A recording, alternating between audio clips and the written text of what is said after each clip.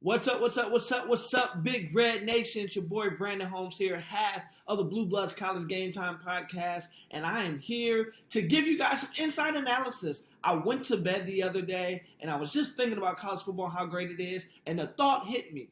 Could 2022 be the year that the Nebraska Cornhuskers win the Big Ten? Now, people may say I'm crazy. People may say that is impossible, but I believe the Nebraska Cornhuskers have a good shot of winning the Big Ten next year. But before I dive into that, make sure you guys hit that subscribe button right there. Go ahead, hit the subscribe button. Subscribe to us. We're dropping fresh new videos, fresh new content for all college sports all year long. Okay, let's get to the point here. Now listen, Nebraska fans, I know you guys had a hard year. I know a lot of people have been talking about you guys. I know a lot of people have been making fun of you guys, but you guys were 3-9 this year and finished 6th in the Big Ten West, right? But dare I say this, and I don't know if this is really a good thing or anything, but dare I say this. Nebraska, you might be the best, you are the best 3-win team in the country. Now, I know you don't get a trophy for that. I know you don't get a bowl game for that. But I watched a lot of Nebraska football this year, right? And let's just kind of go down. I don't want to rehash the pain, but this is going to prove my point. You guys lost a game to Illinois, first week of the season. That was by 8 points. Then you lost to OU. You only lost to OU by 7 points. Then you lost to Michigan State by 3 points. Then you lost to Michigan by 3 points. Then you lost to Minnesota by 7, Purdue by 5, Ohio State by 9, Wisconsin, I think by 7, and then you lost to Iowa by 7. Listen, you guys lost every game except for one with the one-score possession game. Every game besides one, you only lost with the one-score possession game. And I've watched a bunch of those games. A lot of those games were just a few self-inflicted wounds. That if the play goes the other way, if one ball kind of goes your way, you win the game. Specifically the Michigan game. If Martinez doesn't fumble that ball, you guys have the momentum. You probably beat Michigan in that game. And that's me being honest, even as a Michigan fan.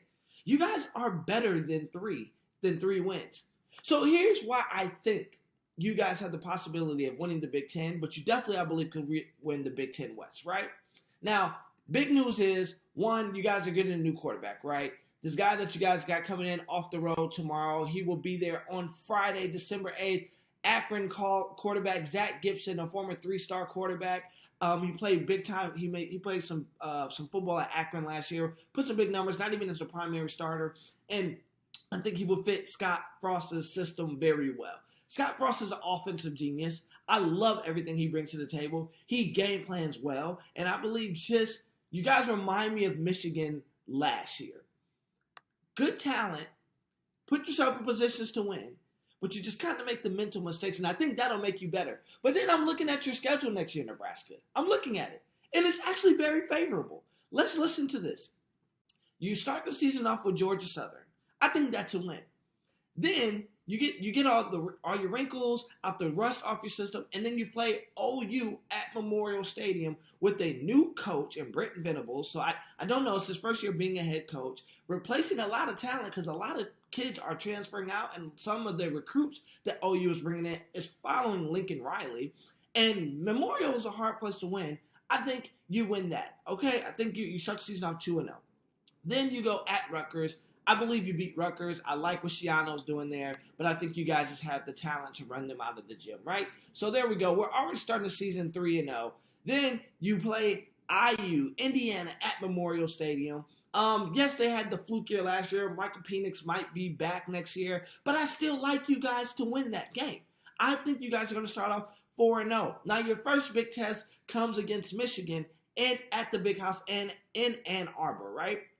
I think Michigan's going to return a ton of talent. Yes, they'll lose Aiden Hutchinson. Yes, they'll lose David Ajabo and Dax Hill. But the way they've been recruiting and with the big run they've made this year and the defense and the pieces they have on the bench, I think that'll be a tough out on the road. So at that point, I think you guys are going to be sitting at 5-1. Actually, yes, 5-1. My apologies. I missed that you guys played North Dakota first. So North Dakota, you win. Georgia Southern, you win. I give you OU at home, you win that. Rutgers at home, you win that. Indiana at home, you win that. That's 5-0. That's then play Michigan. That's 5-1. Then you have Minnesota at home. I like for you guys to win that game. That now puts you at 6-1. Now I think Wisconsin bounces back next year, and it's at Madison, which is a tough place to play, Camp Randall. So I'm putting you guys at that point at 6-2. But then you have Purdue at home. I like you to win that. That's 7-2. Illinois at home. I like you to win that. That's 8-2. And then you guys will face Iowa. And I believe you guys could have beat Iowa this year, and I think you guys will beat them next year. And that will put you at 9-2. Now, I don't know what everybody else stands in that, but if Nebraska, if you guys finish 9-2, it's a good chance that you're going to the Big Ten championship game in Indy, and you're playing whoever's coming out of the brutal Big Ten East. So, Nebraska fans, I know. It was a rough year for you guys this year. 3 wins, but the best 3-win team in the country. And the fact that you lost, out of all the games you lost, only one of them was by double digits, proves you guys are on the cusp of winning big. So Big Red, I think next year the schedule is very favorable for you. You play a lot of home games, and Memorial Stadium is a very tough out. It is not an easy environment to play in. I think you guys return some good talent. You guys got some great coaches coming in, some former alumni coming back that understand the importance of Nebraska football. I believe Scott Frost has the pressure off his back now that the AD has been behind him and saying, we're going to ride this one through. So you're not thinking about multiple things. You can just think about coaching. I think Martinez was a great fit for you, but I think it is time to kind of get somebody who could probably be a little bit more accurate with the ball. He was dynamic athletically, but I think his accuracy issues kind of hurt you in a couple games. And so if your transfer quarterback works out, or whoever you guys have on the bench, I'm not quite sure that. I have to look at that. But if your quarterback can hit some of the big plays that Scott Frost is definitely going to scheme into the offense, you guys are going to be a force to reckon with. And I believe you guys can finish 9-2 in the Big Ten West, get yourself a trip to Indy. And then, hey, on a neutral field in a Big Ten championship game, when everything is humming, anything is possible. Anything is possible. So, Big Red, I think that is why you guys have a real shot of winning the Big Ten in 2022. Once again, I'm Brandon Holmes, one half of the College Blue Bloods Game Time podcast. Go ahead and hit the subscribe button below. Follow us on all of our platforms. Check out the podcast if you can. And until next time, Nebraska, go Big Red. We'll talk to you soon. Peace.